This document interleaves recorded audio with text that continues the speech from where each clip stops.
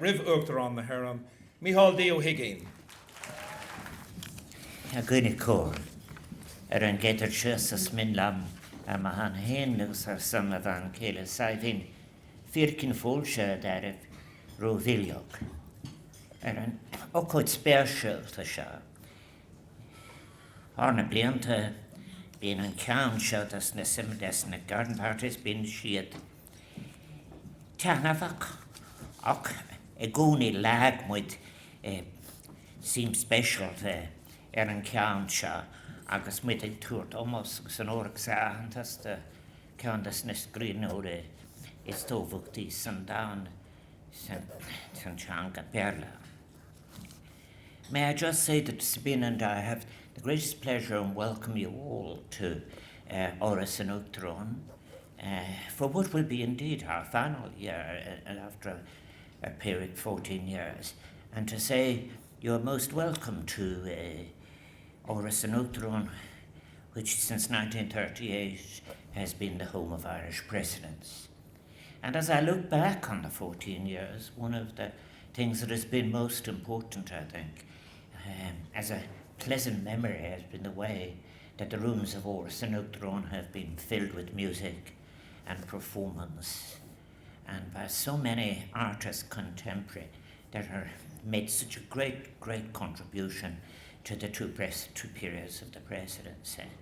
And this afternoon as well, I know there are so many of you who are involved in the arts in different ways and in performance, and you're particularly welcome.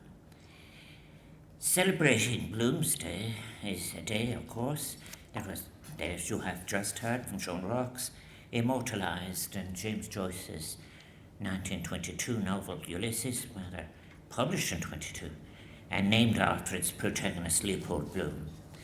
A day that has immortalised for many the 16th of June in 1904.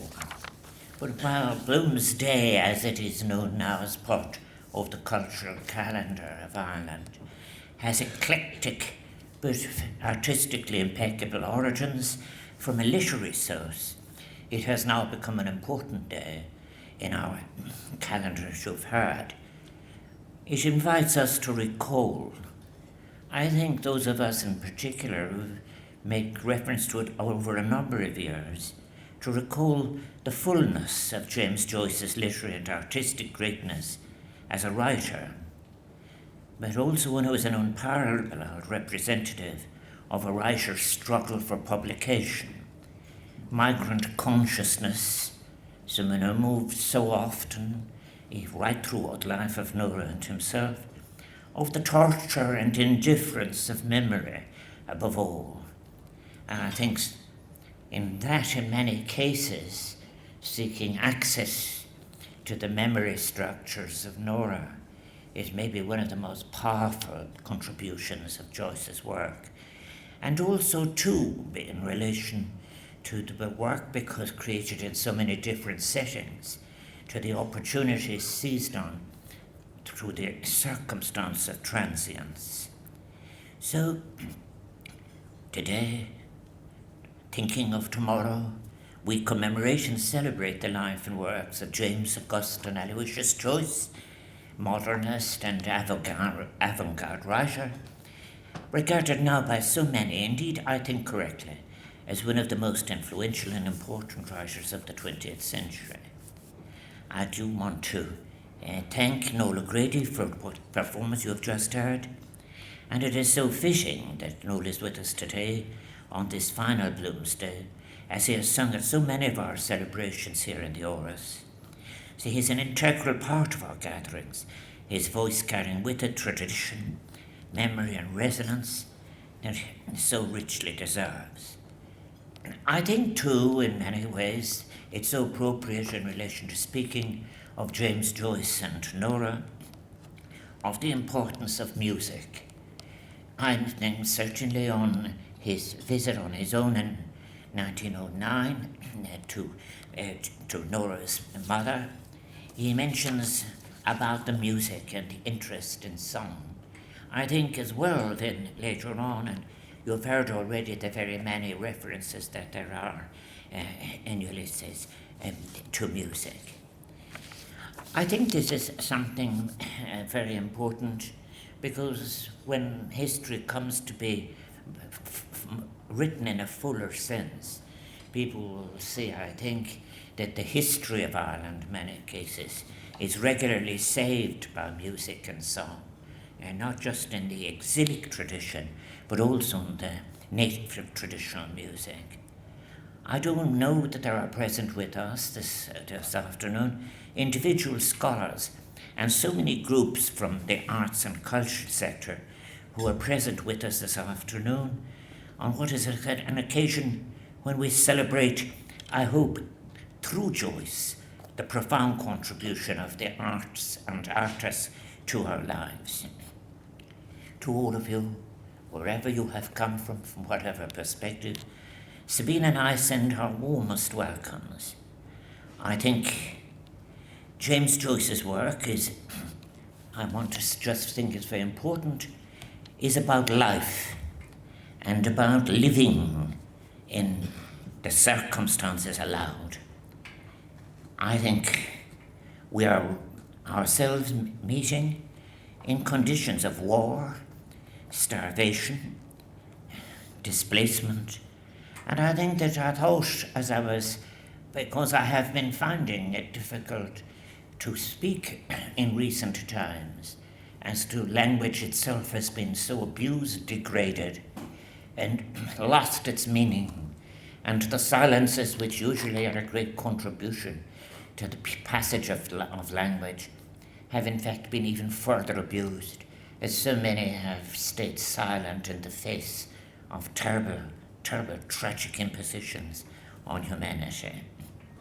James Joyce, in his, I've used very much, Ray Burke's beautiful book, and it is a beautiful book on Joyce country and on Joyce's connection with Galway.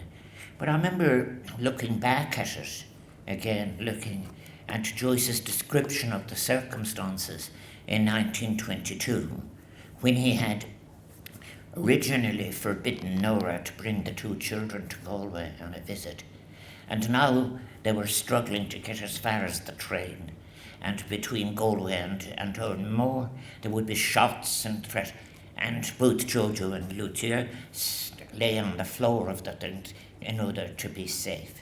What Joyce had, and what in the celebration of life that is in Joyce's work, is a rejection of war.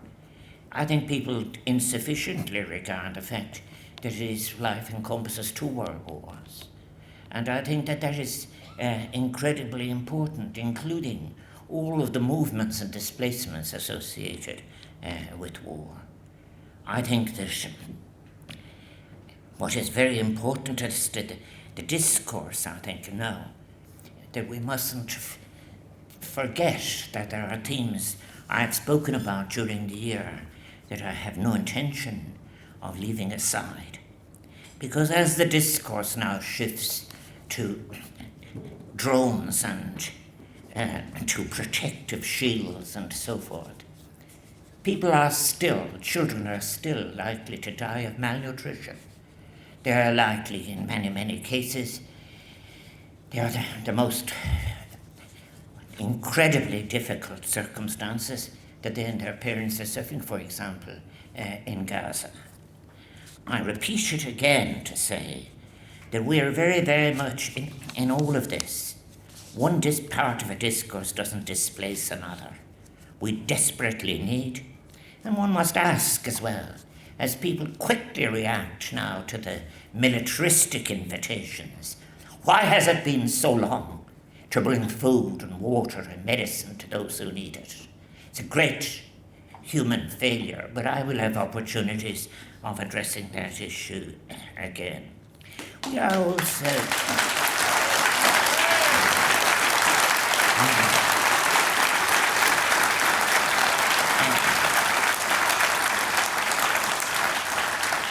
I think what is happening as well, I spoke about it earlier this week in the United States, where universities where Luke Gibbons and I actually spoke many years ago. All those universities where we moved around along the West Coast, but more importantly, where I studied and where I taught myself, are under pressure now to remove from their charter any reference to diversity, equality, or inclusion. And some are bending to that pressure. And therefore, that is one of the great challenges that we have. Where does that pressure come from? What does it represent? It represents a dangerous authoritarianism. And what authoritarianism promises us is a life without the arts, without the contribution of artists and cultural practitioners, of limited public opportunities for sharing cultural experiences, of never being lifted to transcendence by performance in its many forms. Such a life will constitute a much diminished existence, an unfulfilling encounter with life, one devoid of beauty, creativity, and human expression. And it must be called out for that which it offers, a world in which there is no music to move us, no paintings to inspire us, or books and phones to enlighten and provoke us, to a world stripped of culture and texture and vibrancy. And that is what is in the work of James Joyce. And that is why I think beyond, including above all performance, we must all do what we can to ensure that the arts remain supported at every level in order that they may flourish and that those seeking to make a living from their practice can do so with some level of security, and at a minimum without fear of impoverishment or being forced to choose between having a family and giving expression to their gift. I recalled, as I was trying to prepare this, thinking as well of the letters written from Zurich by Nora, including the letters to the columns, for example, thanking them for a gift of $20 and $40, which is in Ray Bark's book. But also, as well as that, the idea of Nora having to sell the greatest, most personal gift given to her in 1909 by James Joyce, and saying that she had to give it to a friend to go to the highest bidder in the United States. We mustn't, I think, ever, in those who have in fact most thoroughly ransacked the Joycean work, I think ever remember the poverty to which Nora was convinced. I think when we support artists, when we call for protection of the cultural space as having a necessary public access, I think we support viable and enriching democracy. Because let us, what is happening now, the use of the coercive power of the state to attract those who are demonstrating against authoritarianism is outrageous. There's no point in what's left of my own life and all the rest of it, of pretending that it's just an ordinary period of time. It's a dangerous time when democracy itself is under threat. I think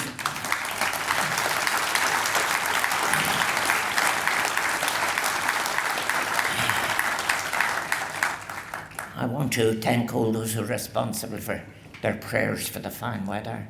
And as you claim, I think that this afternoon we're going to have a play, Ulysses, Awake, from a Black Rock-based street theatre group, written by Anastasia Ledy and Áras Park, and directed by Anastasia Ledy. And I think Aidan Malloy is responsible for the soundtrack and the choreography by Ola McFeely, sound by Leon Henry, and featuring Andrew Baskerville. Now, there's theatre for everyone, so that will be available outside, and I hope that you all enjoy it.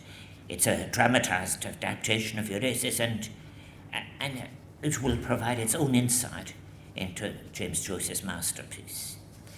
I just want to say as well that Bloomsday has a special significance for Sabina and I, and it's one we have mentioned on every occasion, and that is, it calls to mind in a special way the special contribution of Deirdre O'Connell to Irish theatre and experience of European and modern theatre. That it was made possible for it to be produced so much to Deirdre, and she would have been celebrating her 86th birthday this week. So as far as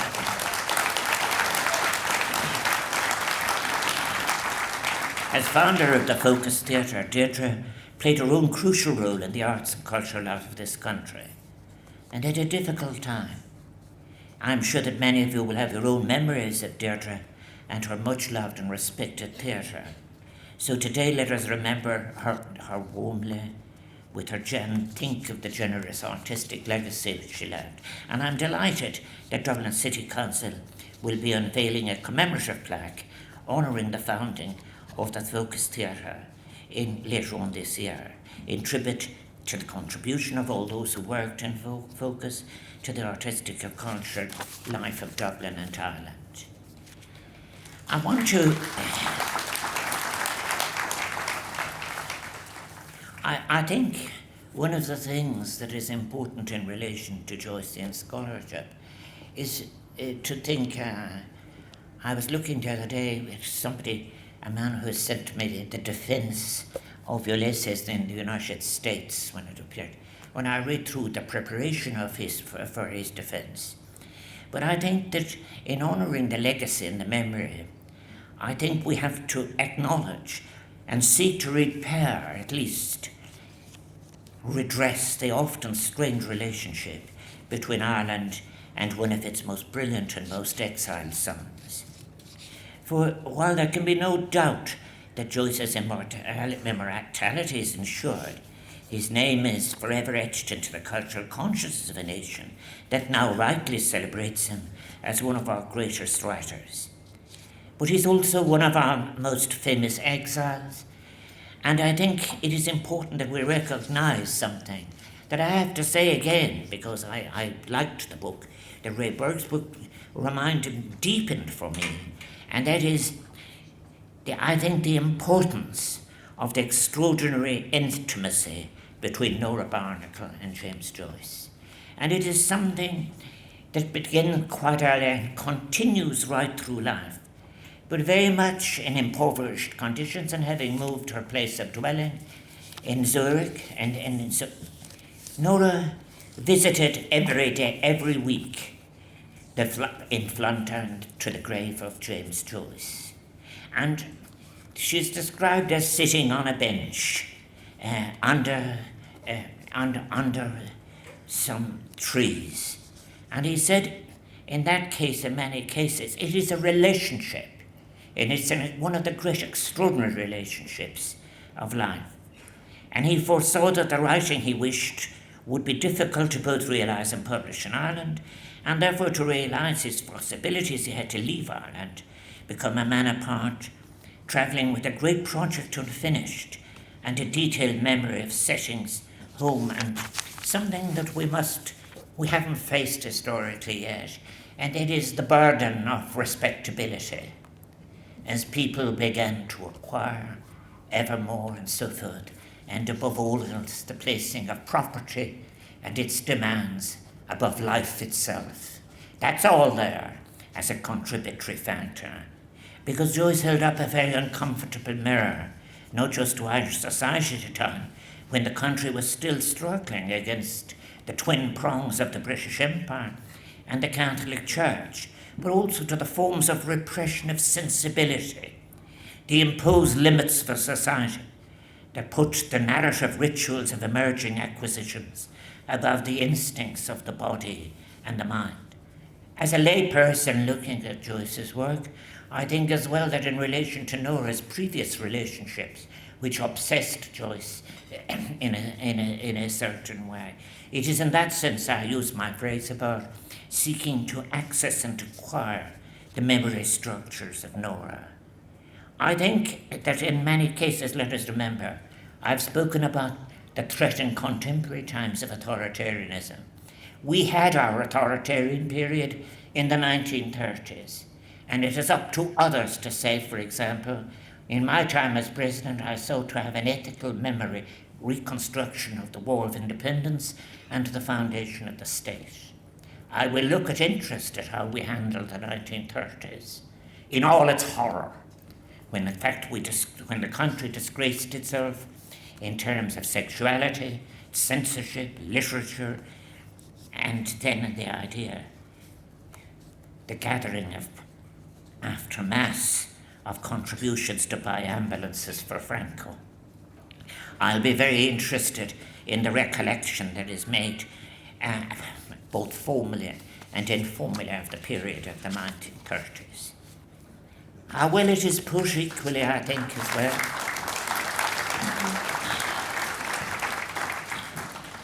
When James Joyce died, in the year I was born, in 1941, Frank Crimmins informed the Department of External Affairs of Joyce's death in Zurich in January 1941, and Joseph Walsh, the Secretary General, wrote back, "If possible, find out if he died a Catholic. Express sympathy with Mrs. Joyce and explain inability to attend funeral."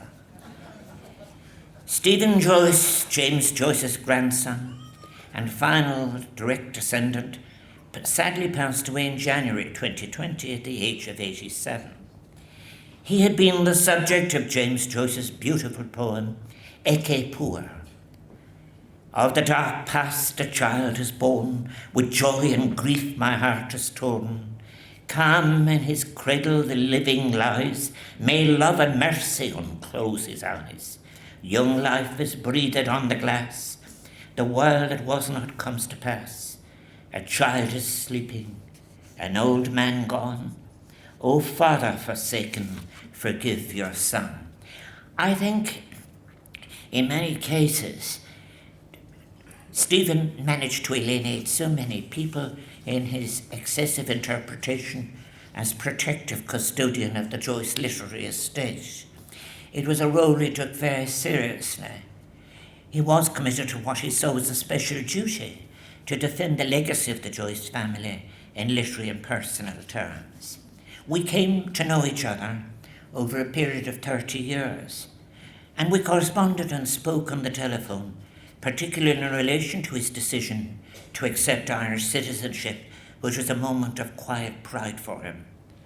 And before my visit to James Joyce's grave in Zurich in 2018, I had a discussion with Stephen about one final project he hoped to realise, which was the inscription of Joyce's poem, A Flower Given to My Daughter, on the family grave in Bloomsday Cemetery. Frail the white rose and frail are her hands that gave, whose soul is sere and paler than time's one wave.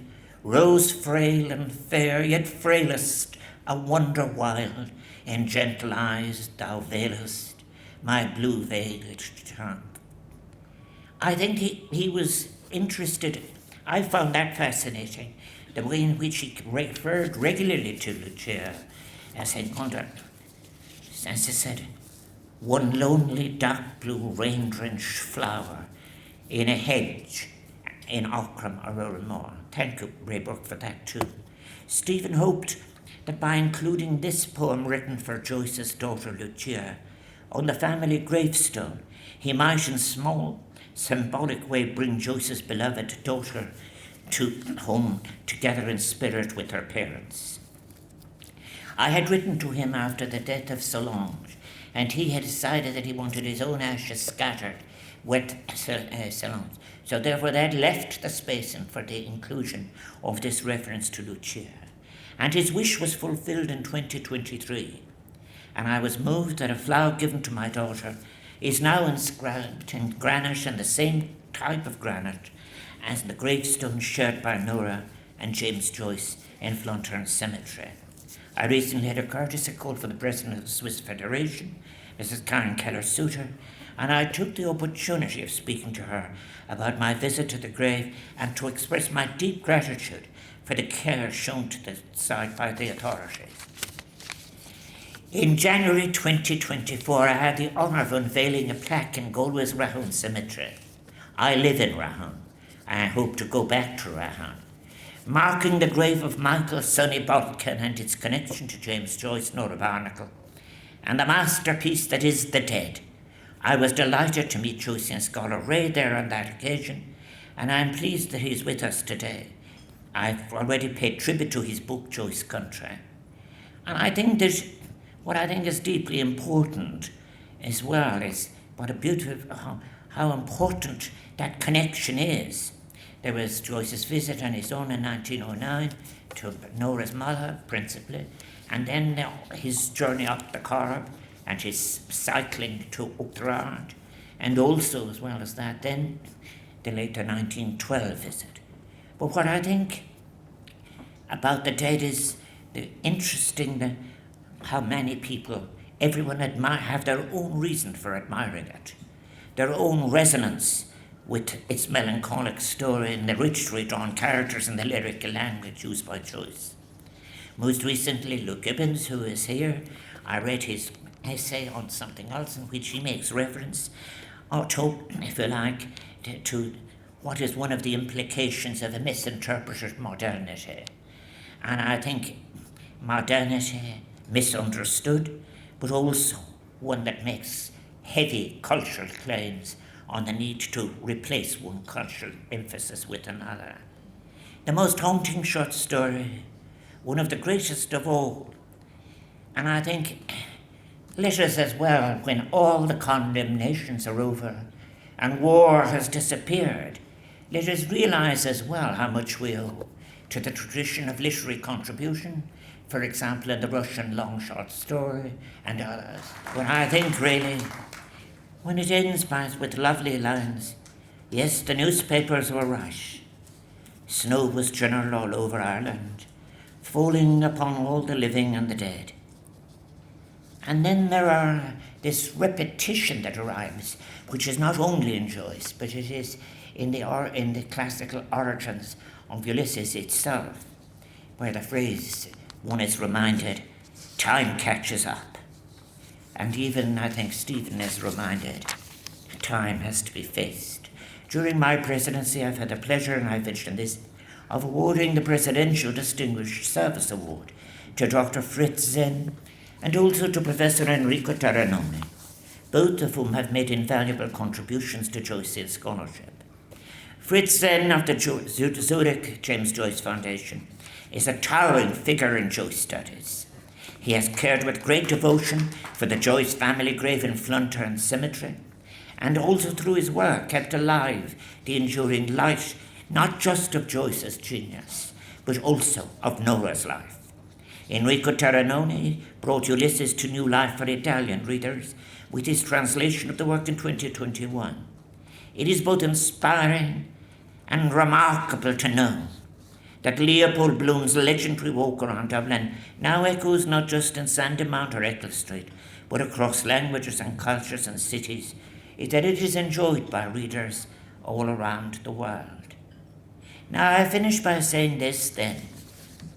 Let us, as we recall James Joyce, let us recall his life-affirming value given to sensibility, given to memory, given in relation to the intimacy which he shared with Nora, and also to that great gap that exists between the instinct of a literary project and seeing it published. May I take the opportunity of all those who have made today's garden party so enjoyable. Among the singers and entertainers are David O'Connor, Maeve McCann, El Coro Italiano de Dublino, Colin Maharagonis Group, Peabody Naheran, Superfly, and the Atkinson family. I do want to thank Sean Rocks, who of course has his own connection with Focus Theatre. I want to thank the first aiders, volunteers, and all of the staff. I want to say about all of the staff here at the Áras. They make all of this possible, and they do so with such generous giving and in the way they deliver it all for us. And over the last 14 years, Sabina and I are so indebted to that generous way in which they offer the service in which so many people have enjoyed.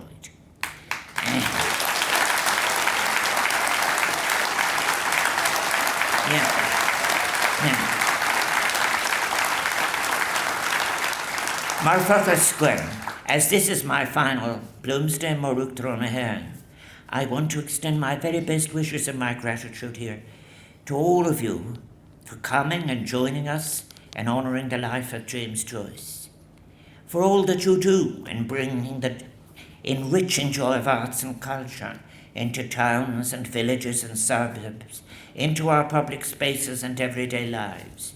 All of your work to ensure that everyone receives the right to engage in the cultural life of our nation. And I think as well, your recognition of what is involved in choosing life, a life, and also your support for performers wherever they may be performing. Sabina and I hope that you enjoy this Bloomsday with us. I want to wish you good health and every good fortune for the future. Buchas gach rara ni wandan trononisha, actan tauki. Tauki, she taukas am hen. Kameshe, nisvar, nor nalihante, is nakushanan wilmid lana hafuilioher. May I as well say on this Father's Day, extend my warmest wishes to all fathers, those with us today and those fondly remembered. And of course there is a contradiction in me for this, because I do have a line in one of my poems where I say, is it the fate of sons to become their fathers? And this is something which of course is central to Joyce too. Got a mila mahaki galere, there got banacus punchana for us alone. Mo